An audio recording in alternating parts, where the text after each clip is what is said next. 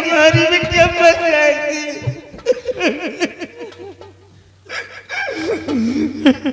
बुढ़ा खाना चुरा करके लाई थी बिटिया, अपने माँ बाप के लिए खाना आज तू चुरा करके लाई थी। तू हमारी सगी बेटी, हमारी सगी बेटी है। बुढ़ा, इसके बीच में वकालत मत कर, नहीं काट के दफना दूंगी हरामजादी। इसको छोड़, इसकी औकात हरामजादी की रोटियां चुरा के खिलाई। चल इधर चल दे बुढ़ा।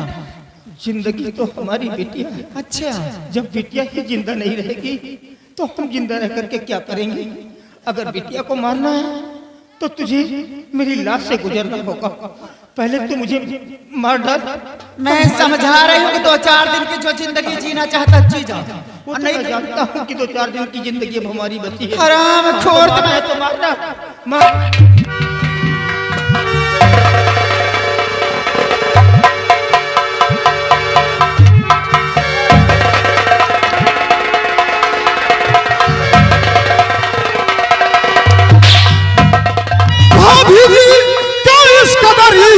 और करती अत्याचार,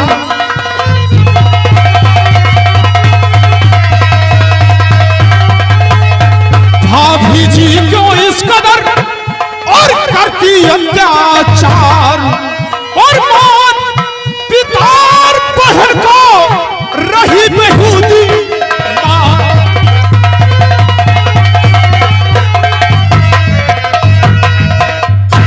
सगड़ा किया इन्होंने, कान ऐसी गलती किया है जो कि इसके सीने पर चढ़ के मार रही है। गुनाह जानना चाहता कर? हाँ, गुनाह जानना चाहता हूँ कि रोटियां चुरा करके क्यों लाई?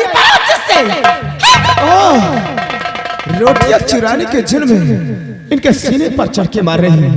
अरे रोटियां चुरा कर लाई है तो अपने घर से लेके आई है, किसी गैर के घर से नहीं लेके आई है। रोटियां चुरा करके लाई तो अपने घर से लेकर आई। कमाता कौन है रे? कौन कमाता है? मेरे पति कमाते तब घर के अंदर रोटियां खाने के लिए मिलती है। और सबसे पहले तो ये बोल रही, मैं मारती तो अपने ससुर जी को मारती हूँ, मारती तो अपने सासू जी को मारती हूँ। तो बीच में बोलने वाला कौन होता है? कौन होता बीच में बोलने वाला? कौन सा मेरे पति का सगा भाई है? तू तो मेरे पति का चाचा का लड़का, कोई सगा देवर मेरा नहीं है। ऐसा मनहूस औलाद है, जन्म लेते ही अपने माँ बाप को खा बैठा, और आज इन लोगों के बीच में हमदर्दी जताने की जगह। कौन कहता है, कौन कहता है कि जन्म लेते ही अपने माँ बाप को खा गया? अरे मेरे माँ पिता मुझे जन्म देकर 3 वर्ष बाद खत्म हुए हैं, और कहती जन्म लेते ही मैं अपने माँ बाप को खा गया है। और रही बात इनके बीच में बोलने वाला कौन होता? अरे दादी माँ ने, दादी माँ भी होकर मेरी परवरिश किया, और बाबूजी ने मुझे पढ़ाया लिखाया, अपने बरोबरी का बनाया, और बोलती है कि इनके बीच में बोलने वाला कौन होता है?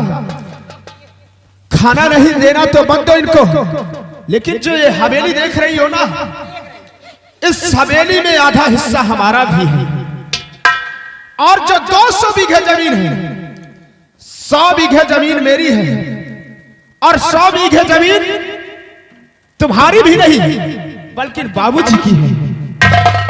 खाना नहीं देना तो मत दो, मेरा हिस्सा मुझे दे दो, मैं बाबूजी को कमा कर खिला लूंगा। लेकिन आइंदा याद रखना, अगर इन पर जुल्म सितम ढाया तो तुम्हारा एक हाथ उखाड़ कर दूसरे हाथ पर रख दूंगा। बहुत ऊंचा सर में बात कर रहे विमल सिंह, हिस्सा देने लेने की बात आ रही है हवेली पर। ले लेना, चंदा दीदी दे देगी। एक बात समझ लेना, जिस दिन सभी हिस्सा लेने के लिए आना, जिस दिन सभी हिस्सा लेने के लिए आना, साथ में कफन लेकर आना। ये चंदा देवी गड्ढा तैयार रखेगी सिर्फ हिस्सा देने के लिए। इन लोगों को हिस्सा क्या मिलेगा इसी वक्त देने परेशान होने की जरूरत नहीं।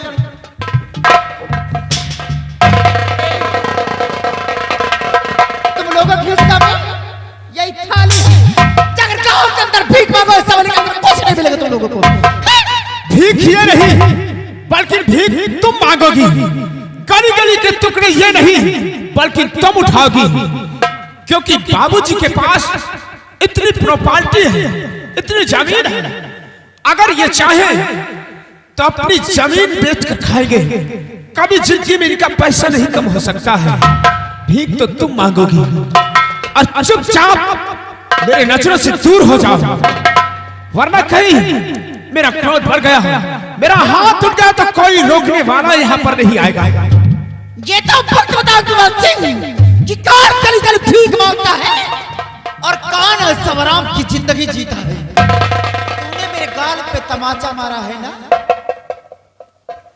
लक्ष्मी के गाल पे तमाचा मारा है।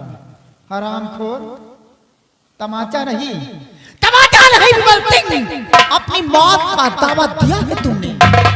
आने तेरे भैया को, आने तेरे भैया को तड़पा तड़पा के ना मरवाई, गली गली के टुकड़े ना पिटवाई, ठोकरे ना खिलाई, तो मेरा भी नाम चंदा देवी। चली जाओ,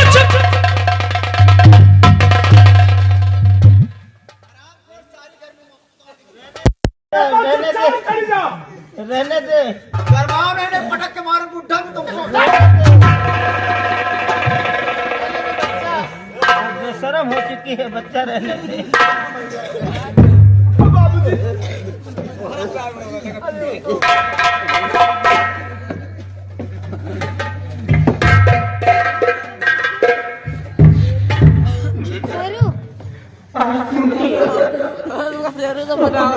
कहानी तेरी पर समाप्त हो जाती।